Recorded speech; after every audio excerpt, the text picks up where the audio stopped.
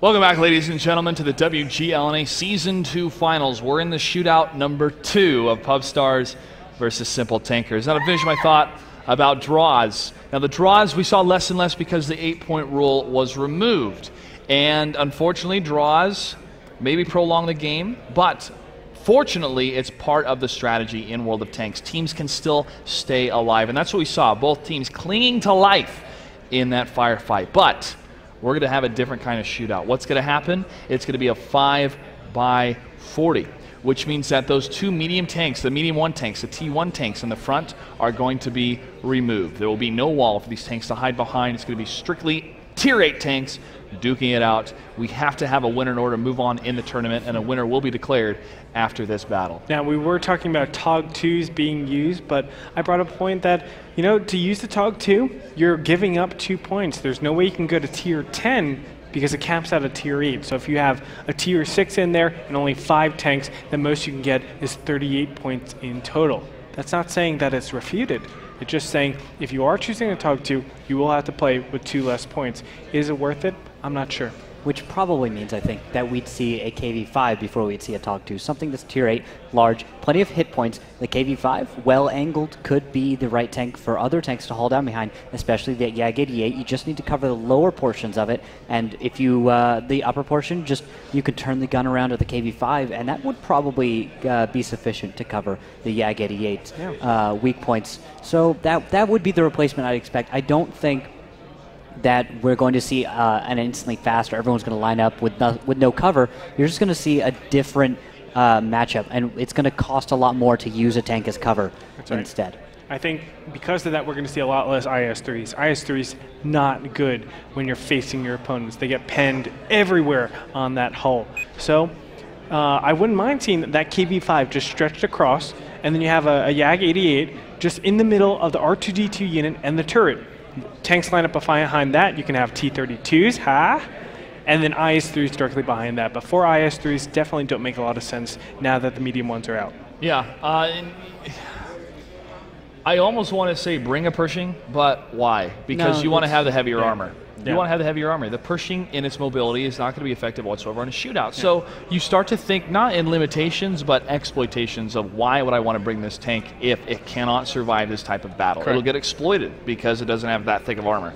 And it really changes up the type of 7x42 play and format. Not of the points itself, even though it's going to be a 5x40, but the type of tanks to bring, which I think I would love to see an Artie.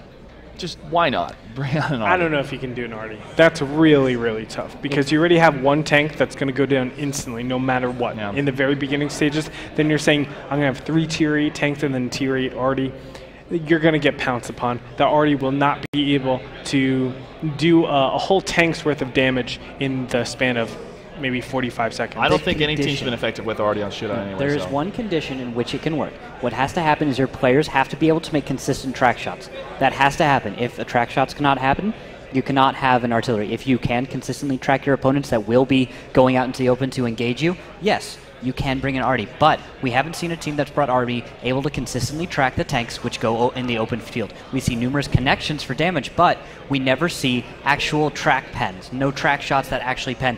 That's the problem. And every team that's brought an Artie.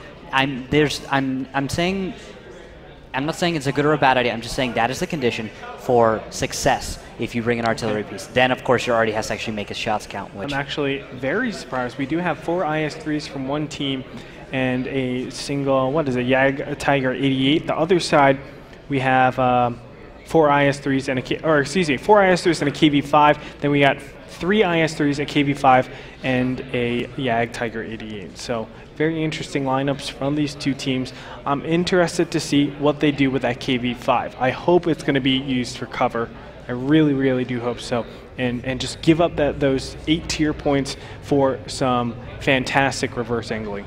They don't need a moving wall, they need a static wall. The KV5 has been a moving wall in a lot of the matches that we've seen. Let's go ahead and jump into the game as they are now going to be getting into position, ladies and gentlemen, for the Sudden Death Shootout version 2 of Simple Tankers versus Pub Stars. And on Malinovka, once again, the admin is going to be on the side of Simple Tankers.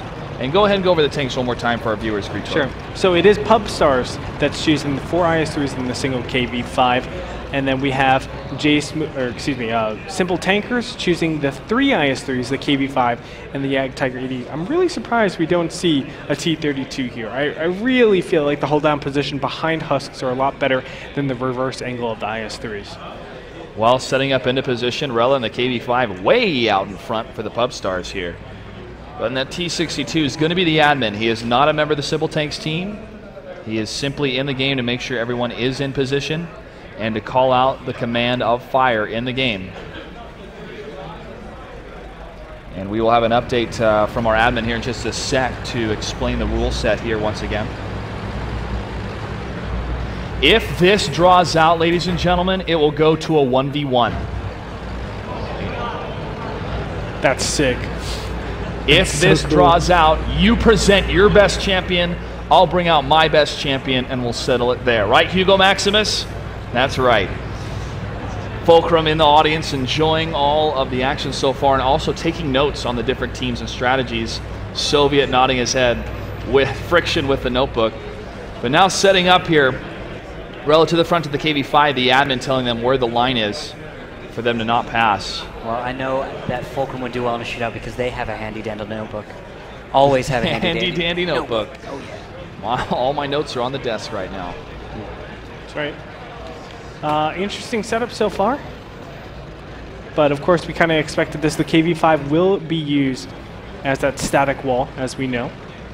Yag Tiger 88 is going to be right behind him in a nice little spot, and IS-3 is going to be in reverse angle. Everything looks good. I like it. Everything does look good here. Now the reverse angling, trying to keep those shells bouncing off your tank to stay alive longer is crucial in any type of engagement, but especially a shootout. But it looks like they're going for more of the straight-on, not a triangle formation, but a T formation on the side of Simple Tankers.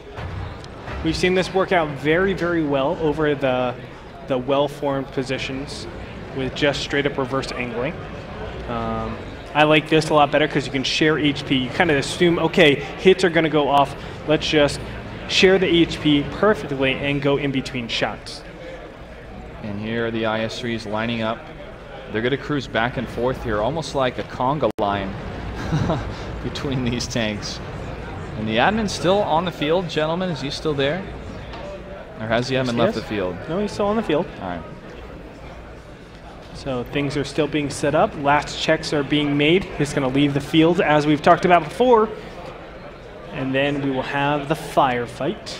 Again, if this turns out to be another draw, it turns into a 1v1.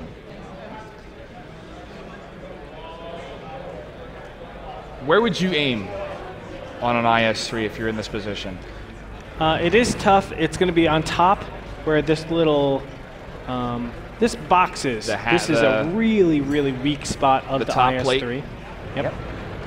And also on the very sides over here. So the top plate, the sides. These are going to be the best places. Still very, very tough shots for any tank, except the Yag Tiger 88. And that's what it really comes to. Does this Yag Tiger 88 pay for itself, or is that extra IS-3 going to be more worth it? I would say the Yag Tiger 88 is much, much, much, much better than the IS-3 in this position. Yeah.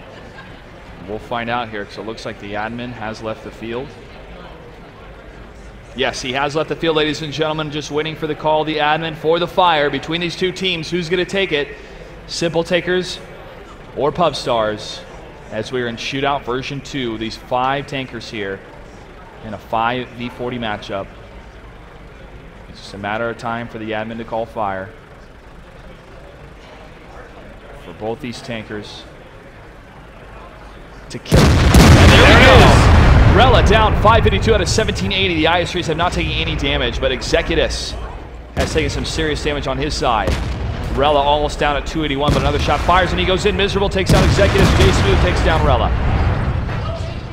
It's very even so far. They're loading HE, as we heard from the players. And this is going to allow them to break up the reverse angling a little bit here. You can see 49 damage being done, 39 damage rather, to Zakume. But some great shots off from the Simple Tanker so far. 7 getting some hits to the front here at 1058 at a 1500. And now another shot is going to ring towards him, but it does not land. That one bounces off Miserable. And We're actually seeing numerous bounces all over the place in these IS returns.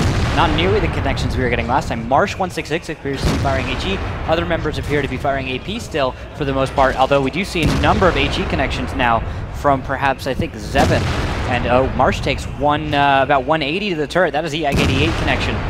And it looks like slowly, very slowly, Mournblade may be the tank that turns the tide of this in favor of Simple Tankers. You have only IS-3s to the other side, and the inaccuracy of their guns is really is hurting their advantage. Although Mournblade is down all the way to 443, HE shells just taking him down ever so slowly, and he's going to hide for a bit right behind this KV-5, it looks like, and he's just going to wait a little while or move to the other side of the KV-5.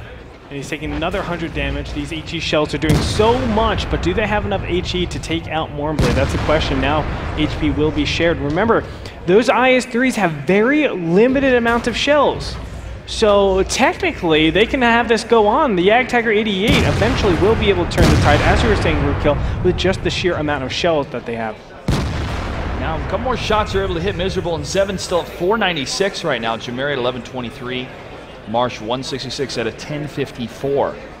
Still anybody's game here, folks. His shots are going to land back and forth. Both these teams want this victory. They want more money. They want the prestige of being one of the best teams in North America. They want to go to the finals. They want to be the team that takes down Fulcrum Gaming. Ooh, big shot onto Miserable. HP advantage, where are we at? It looks like there is an HP advantage for Simple Tankers so far. As you can see, Zevin and Miserable are pretty low. Marsh, Jamaria, they're reasonable, but still, it's going to be tough. Now J Smooth taking a lot of shots. Mournblade and that YAG Tiger, still a very big threat for these IS-3s. But the Death and the Dead Huss still staying behind. Another shot lands against Marsh 166. Doesn't do a whole lot of damage, though. Now pulling around, still using that line formation. Oh, there's a connection for 182 onto it. Looks like Pub Whisperer. IS-3 still reverse angling. Marsh not taking a lot of damage, though, all the way in the back. I feel like the distance is really helping him out. In this instance, you see Zevin and Miserable are actually rather low. They are leading as far as position. Oh, another beautiful bounce off of Marsh 166. Yep. So many bounces off. Do you think they're actually counting the amount of shells that these IS-3s have? I doubt it. There's no, you couldn't possibly keep up with this. You could maybe, but that would be incredibly difficult to accurately do that, and the risk that you take in trying to count shells and hopefully they run out of ammo, it's just not worth it. And another shot against Miserable takes him down. Just low HP values and a big hit against Marsh 166 from Mournblade. Mournblade is down to 31 hit points right now. One more good HE shell will destroy him. Maybe it can come off of actually a IS-3 turret. Hit an IS-3, right spot, that splash stick's going to hit a YAG-88, maybe then you kill him. But the shot's probably pretty thin, isn't it? Yeah. It is going to be very thin, but Miserable, his HP is getting thin at 360. Trading back and forth here. 10 minutes and 50 seconds. Marsh might get a good shot onto Zakume, but no.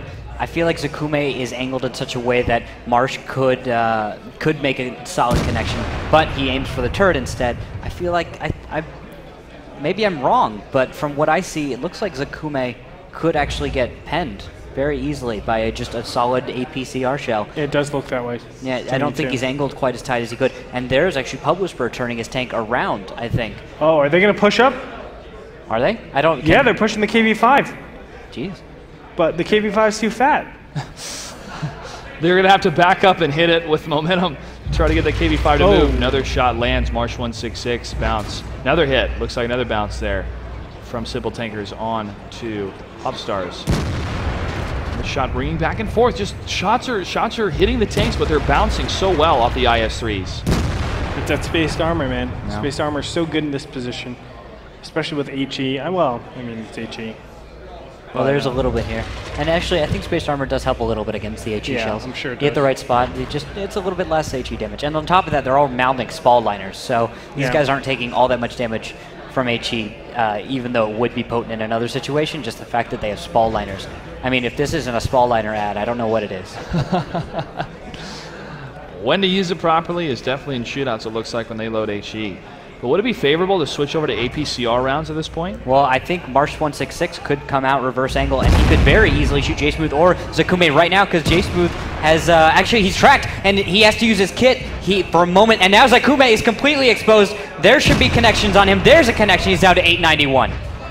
But not enough. Marsh166, the only one to get the connection, and Zakume will miss. He'll hit that KV5 to the front. Oh! Pub Whisper takes down Miserable, and now it is 4-3. Is this a situation where you can actually approach with these IS-3s? I mean, a lot of damage has already been done, but... No, there's a single burst will kill any single tank that exposes himself, and then you are at your... Okay. Then Simple Tankers is even, and then at a disadvantage. Well, it's the push of the KV5. This fatty will not go forward. Well, maybe very slowly. Can he get there in 8 minutes? It's seesawing back and forth. It's not going forward too far. Oh, man. KV5 too fat. KV5 too big. IS3 still left alive from Pub Stars. Zevin, Jamaria, and Marsh166. It's going slowly. Very, very slowly. It is going.